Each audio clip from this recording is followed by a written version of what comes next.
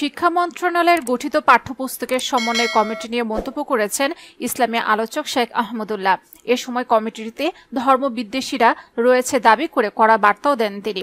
শুক্রবার সকাল 10টার পর সামাজিক যোগাযোগ মাধ্যম ফেসবুকে একটি পোস্ট দিয়ে তিনি এই বার্তা দেন।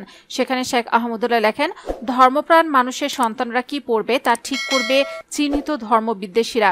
এটা শহীদদের রক্তের সঙ্গে সুস্পষ্ট বেইমানি। একই সঙ্গে সেই পোস্টের কমেন্টে গিয়ে একাধিক স্ক্রিনশট দেন ইসলামী এই আলোচক। এক কমেন্টে তিনি বলেন, অবাক করা ব্যাপার হলো এসব ধর্মবিদ্বেষীরা কেউ কারিকুলাম বা পাঠ্যপুস্তক বিশেষজ্ঞও না, তবুও এদেরকে চাপিয়ে দেওয়া হচ্ছে আমাদের ওপর।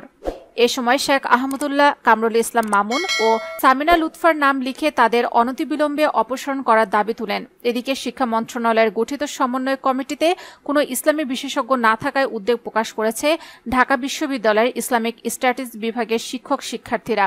বৃহস্পতিবার ঢাকা বিশ্ববিদ্যালয়ের ইসলামিক স্ট্র্যাটেজিক বিভাগের সেমিনার কক্ষে বিভাগটির শিক্ষার্থীদের এক মতবিনিময় সভায় এ উদ্বেগ প্রকাশ করা হয়।